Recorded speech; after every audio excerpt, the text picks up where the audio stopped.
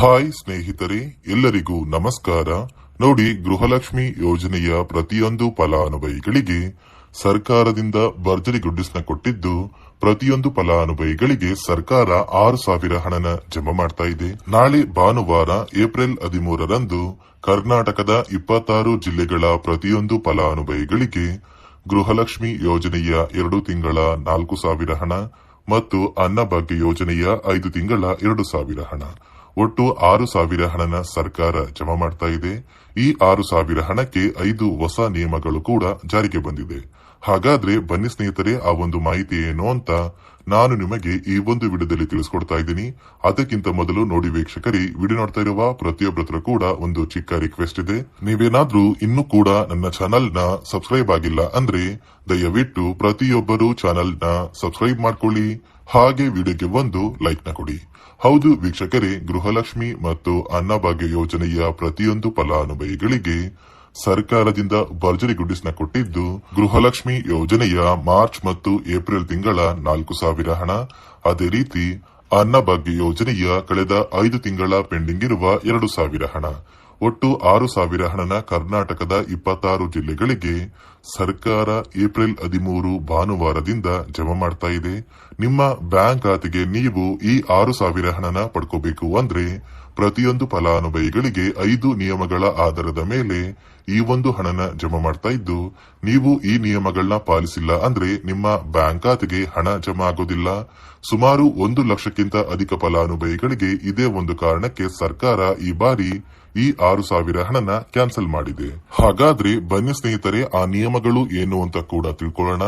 ಅದಕ್ಕಿಂತ ಮೊದಲು ನಾಳೆ ಭಾನುವಾರ ಏಪ್ರಿಲ್ 13ರಂದು ಕರ್ನಾಟಕದ ಯಾವ 26 ಜಿಲ್ಲೆಗಳಿಗೆ ಸರ್ಕಾರ 6,000 ಹಣನ ಜಮಾ ಮಾಡ್ತಾ ಇದೆ ಅಂದ್ರೆ, ಮೊದಲಿಗೆ ಬೆಂಗಳೂರು ನಗರ, ಬೆಂಗಳೂರು ಗ್ರಾಮಾಂತರ, ರಾಮನಗರ, ಚಿಕ್ಕಬಳ್ಳಾಪುರ, ಚಿತ್ರದುರ್ಗ, ದಾವಣಗೆರೆ, ಕೋಲಾರ, ಶಿವಮೊಗ್ಗ, ತುಮಕೂರು, ಬಾಗಲಕೋಟೆ, ಬೆಳಗಾವಿ, ವಿಜಯಪುರ, ಧಾರವಾಡ, ಗದಗ, ಹಾವೇರಿ, ಉತ್ತರ ಕನ್ನಡ, ಬಳ್ಳಾರಿ, ಬೀದರ್, ಕಲಬುರಗಿ, ಕೊಪ್ಪಳ, ರಾಯಚೂರು, ಯಾದಗಿರಿ, ವಿಜಯನಗರ, ಚಾಮರಾಜನಗರ, ಚಿಕ್ಕಮಗಳೂರು, ದಕ್ಷಿಣ ಕನ್ನಡ, ಹಾಸನ, ಕೊಡಗು, ಮಂಡ್ಯ, ಮೈಸೂರು ಮತ್ತು ಉಡುಪಿ ಈ 26 ಜಿಲ್ಲೆಗಳ ಪ್ರತಿಯೊಂದು ಫಲಾನುಭವಿಗಳಿಗೆ ಸರ್ಕಾರ ಗೃಹಲಕ್ಷ್ಮಿ ಯೋಜನೆಯ ಮಾರ್ಚ್ ಮತ್ತು ಏಪ್ರಿಲ್ ತಿಂಗಳ 4,000 ಹಣ ಮತ್ತು ಅನ್ನಭಾಗ್ಯ ಯೋಜನೆಯ ಕಳೆದ 5 ತಿಂಗಳ ಪೆಂಡಿಂಗ್ ಇರುವ 2,000 ಹಣ, ಒಟ್ಟು 6,000 ಹಣನ ಜಮಾ ಮಾಡ್ತಾ ಇದ್ದು,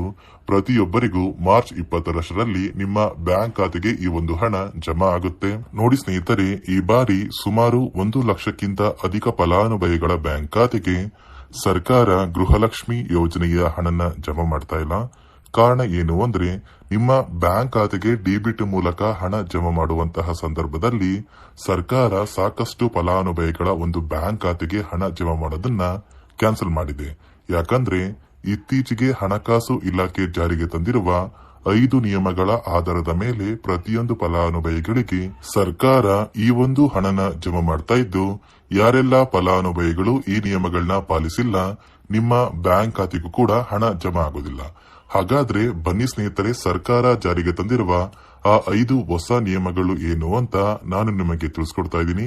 ನೋಡಿ ಸ್ನೇಹಿತರೆ, ಮೊದಲನೆಯ ಒಂದು ನಿಯಮ ಬಂದು, ಸಾಕಷ್ಟು ಫಲಾನುಭವಿಗಳು ಹೊಂದಿರುವಂತಹ ಒಂದು ರೇಷನ್ ಕಾರ್ಡ್ ಏನಿದೆ, ಆ ಒಂದು ರೇಷನ್ ಕಾರ್ಡ್ ನ ಮನೆಯ ಸದಸ್ಯರ ಪ್ರತಿಯೊಬ್ಬರ ಒಂದು ಆಧಾರ್ ಕಾರ್ಡ್ ನ ನಿಮ್ಮ ರೇಷನ್ ಕಾರ್ಡ್ಗೆ ಕಡ್ಡಾಯವಾಗಿ ಲಿಂಕ್ ಮಾಡಿಸಬೇಕು. ಅಂದ್ರೆ ಈ ಒಂದು ಲಿಂಕ್ ಮಾಡಿಸುವಂತಹ ಒಂದು ಪ್ರೊಸೀಜರ್ಗೆ ಸರ್ಕಾರ KYC ಅಂತ ಕರೀತಾರೆ. ನಿಮ್ಮ ರೇಷನ್ ಕಾರ್ಡ್ಗೆ ಇನ್ನೂ ಸಹ KYC ಆಗಿಲ್ಲ ಅಂದ್ರೆ ನಿಮ್ಮ ಬ್ಯಾಂಕ್ ಖಾತೆಗೆ ಸರ್ಕಾರ ಮುಂದಿನ ದಿನಗಳಲ್ಲಿ ಗೃಹಲಕ್ಷ್ಮಿ ಯೋಜನೆಯ ಹಣನ ಕ್ಯಾನ್ಸಲ್ ಮಾಡುತ್ತೆ. ಅದೇ ರೀತಿ ಎರಡನೆಯ ಒಂದು ನಿಯಮ ಬಂದು, ಸಾಕಷ್ಟು ಫಲಾನುಭವಿಗಳು ಕಳೆದ 3 ತಿಂಗಳಿಂದ ಸರ್ಕಾರದಿಂದ ಬರ್ತಾ ಇರುವಂತಹ ಒಂದು ರೇಷನ್ ಏನಿದೆ ಅಂದ್ರೆ ಉಚಿತ ಅಕ್ಕಿ ಏನಿದೆ, ಈ ಒಂದು ರೇಷನ್ ನ ಪಡ್ಕೋತಾ ಇಲ್ಲ. ಒಂದು ವೇಳೆ ಕಳೆದ 3 ತಿಂಗಳಿಂದ ನೀವು ರೇಷನ್ ನ ಪಡ್ಕೊಂಡಿಲ್ಲ ಅಂದ್ರೆ ಸರ್ಕಾರ ನಿಮ್ಮ ಬಳಿ ಇರುವಂತಹ ಒಂದು ರೇಷನ್ ಕಾರ್ಡ್ ನ ಕ್ಯಾನ್ಸಲ್ ಮಾಡುತ್ತೆ. ನಿಮ್ಮ ರೇಷನ್ ಕಾರ್ಡ್ ನ ಸರ್ಕಾರ ಕ್ಯಾನ್ಸಲ್ ಮಾಡಿದ್ರೆ ನಿಮ್ಮ ಬ್ಯಾಂಕ್ ಖಾತೆಗೆ ಗೃಹಲಕ್ಷ್ಮಿ ಯೋಜನೆಯ ಹಣ ಇರಬಹುದು ಮತ್ತು ಸರ್ಕಾರದಿಂದ ಬರುವಂತಹ ಒಂದು ಸೌಲಭ್ಯಗಳನ್ನ ನೀವು ಕಳ್ಕೋಬೇಕಾಗುತ್ತೆ. ಅದೇ ರೀತಿ ಮೂರನೆಯ ಒಂದು ನಿಯಮ ಬಂದು, ನೋಡಿ ಸ್ನೇಹಿತರೆ, ನಿಮ್ಮ ಬಳಿ ಇರುವಂತಹ ಒಂದು ಆಧಾರ್ ಕಾರ್ಡ್ ಏನಿದೆ, ಆ ಒಂದು ಆಧಾರ್ ಕಾರ್ಡ್ನ ಕಳೆದ 15 ವರ್ಷಗಳಲ್ಲಿ ನೀವು ಯಾವುದೇ ರೀತಿಯ ಒಂದು ತಿದ್ದುಪಡಿನ ಮಾಡಿಸಿಲ್ಲ ಅಂದ್ರೆ ನಿಮ್ಮ ಬ್ಯಾಂಕ್ ಖಾತೆಗೆ ಸರ್ಕಾರ ಗೃಹಲಕ್ಷ್ಮಿ ಯೋಜನೆಯ ಹಣನ ಕ್ಯಾನ್ಸಲ್ ಮಾಡುತ್ತೆ. ಯಾಕಂದ್ರೆ ಸರ್ಕಾರದಿಂದ ಬಂದಿರುವಂತಹ ಒಂದು ಆದೇಶದ ಪ್ರಕಾರ ಪ್ರತಿಯೊಂದು ಫಲಾನುಭವಿಗಳು ಕಳೆದ 15 ವರ್ಷಗಳಲ್ಲಿ ಯಾವುದೇ ರೀತಿಯ ಒಂದು ತಿದ್ದುಪಡಿನ ನಿಮ್ಮ ಆಧಾರ್ ಕಾರ್ಡ್ಗೆ ನೀವು ಮಾಡಿಸಿಲ್ಲ ಅಂದ್ರೆ ಕಡ್ಡಾಯವಾಗಿ ಆದಷ್ಟು ಬೇಗ ನಿಮ್ಮ ಆಧಾರ್ ಕಾರ್ಡ್ಗೆ ತಿದ್ದುಪಡಿನ ಮಾಡಿಸಿ. ಅದೇ ರೀತಿ 4ನೆಯ ಒಂದು ನಿಯಮ ಬಂದು ನಿಮ್ಮ ಕುಟುಂಬದ ಒಂದು ವಾರ್ಷಿಕ ಆದಾಯ 7 ಲಕ್ಷಕ್ಕಿಂತ ಕಡಿಮೆ ಇರಬೇಕು. ಒಂದು ವೇಳೆ ನಿಮ್ಮ ಕುಟುಂಬದ ವಾರ್ಷಿಕ ಆದಾಯ 7 ಲಕ್ಷಕ್ಕಿಂತ ಜಾಸ್ತಿ ಇದ್ರೆ ನಿಮ್ಮ ಬ್ಯಾಂಕ್ ಖಾತೆಗೆ ಸರ್ಕಾರ ಗೃಹಲಕ್ಷ್ಮಿ ಯೋಜನೆಯ ಹಣನ ಕ್ಯಾನ್ಸಲ್ ಮಾಡುತ್ತೆ. ಅದೇ ರೀತಿ 5ನೆಯ ಒಂದು ನಿಯಮ ಬಂದು ನಿಮ್ಮ ಕುಟುಂಬದ ಸದಸ್ಯರು ಅಥವಾ ಗೃಹಲಕ್ಷ್ಮಿ ಯೋಜನೆಯ ಫಲಾನುಭವಿಗಳು ಯಾರು ಕೂಡ ಸರ್ಕಾರಿ ನೌಕರರಾಗಿ ಕಾರ್ಯನಿರ್ವಹಿಸ್ತಾ ಇರಬಾರ್ದು. ಒಂದು ವೇಳೆ ನಿಮ್ಮ ಕುಟುಂಬದಲ್ಲಿ ಯಾರೇ ಆಗಿದ್ರು ಸರ್ಕಾರಿ ನೌಕರರಾಗಿ ಕಾರ್ಯನಿರ್ವಹಿಸ್ತಾ ಇದ್ರೆ ನಿಮ್ಮ ಬ್ಯಾಂಕ್ ಖಾತೆಗೆ ಗೃಹಲಕ್ಷ್ಮಿ ಯೋಜನೆಯ ಹಣ ಕ್ಯಾನ್ಸಲ್ ಆಗುತ್ತೆ. ಈ 5 ನಿಯಮಗಳ ಆಧಾರದ ಮೇಲೆ ಪ್ರತಿಯೊಂದು ಫಲಾನುಭವಿಗಳಿಗೆ ಸರ್ಕಾರ ಹಣ ಜಮಾ ಮಾಡ್ತಾ ಇದೆ.